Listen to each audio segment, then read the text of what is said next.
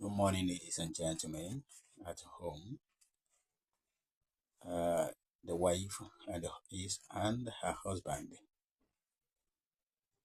Happy Sunday to you all.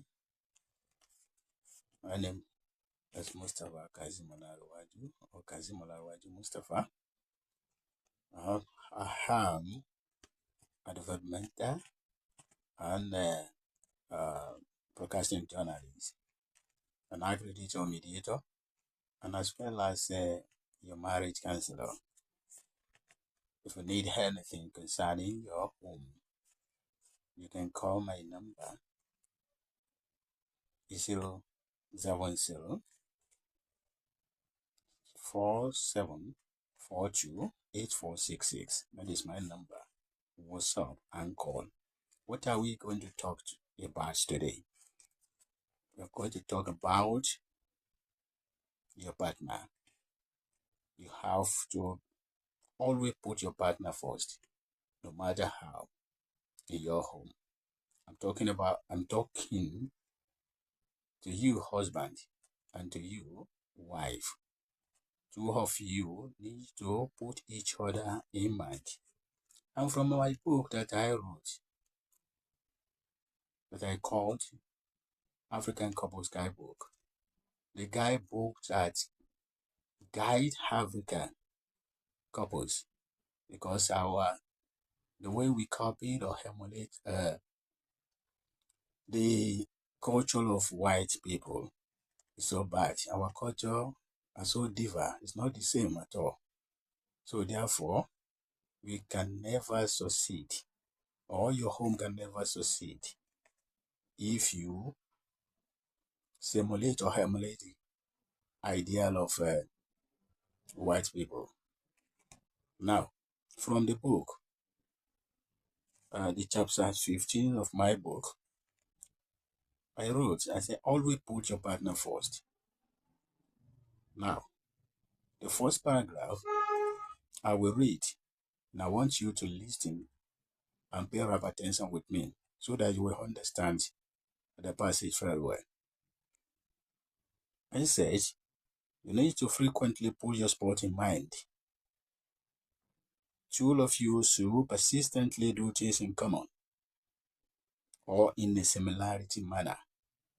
They love each other, always ready to help to do anything humanly possible to make each other happy. Continuously say no to infidelity and also desist from self-centered life that can finally destroy your marriage. That is to say, your husband matter on anything concerning your husband as a wife. You need to put it in mind. And your wife, you need to put your husband matter in mind. You need to do things in similarity manner, in a common way, if you want to succeed in your marriage. And second paragraph, I wrote, it says, sincerely speaking, the formulation of your home was against self-judgment and self-justification. Even before you can be a great partner, you mustn't just feel clean in love with only yourself. Yes, and you should be a good spouse to your lover who likes to pay attention to detail meticulously. In a word, both of you must put heads together in order to achieve all what two of you aim better in your relationship. And always do things in bond of amity or in a unison way, because two collective or mutual heads is better than a single head, which impaired overloading sensory. That is to say, two of you need to join hands together, join your head together, join your mind together, put everything in one glove so that you will succeed in marriage. Unless, I think if you follow me, you will understand that passage that I read now. Now, the third passage, I said, and besides, you must let your spouse be your bosom friend or confidant and advisor that you will truly or trust to share any intimate secret or private matter together with.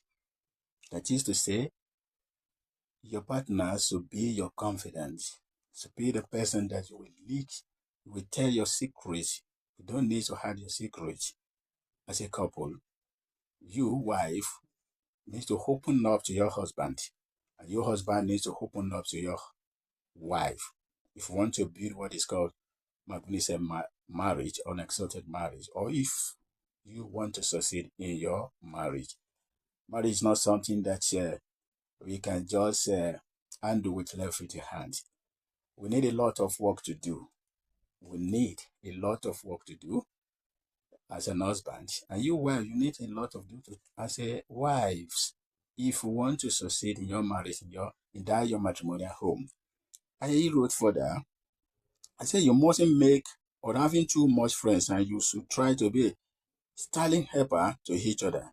Then you and your spouse will need to articulate or warrant any intertwined manners or conflicting issue understandably if you really want to build a magnificent nuptial or marriage.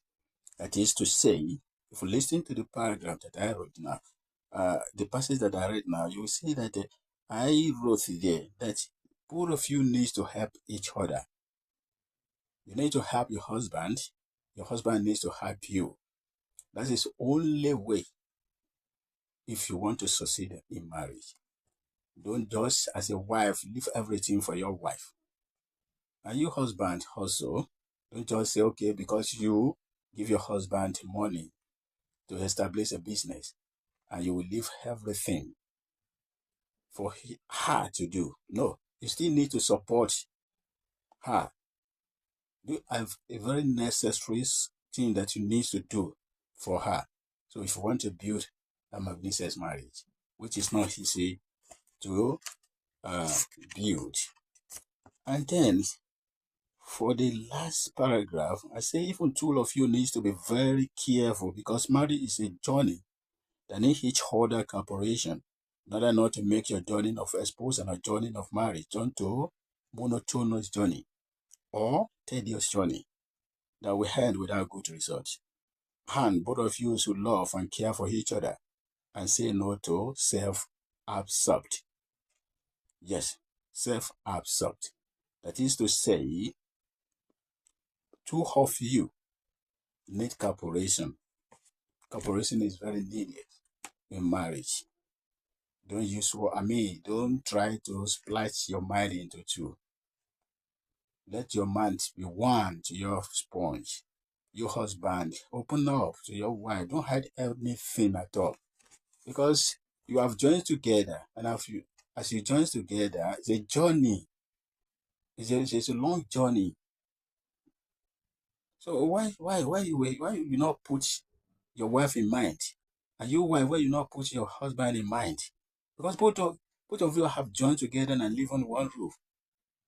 So I used to say, when people call me, I used to tell them that you have joined together, no matter how, you need to cooperate. You need to put each other in mind so that everything will be in order in your home. But there's one thing that I used to tell my people.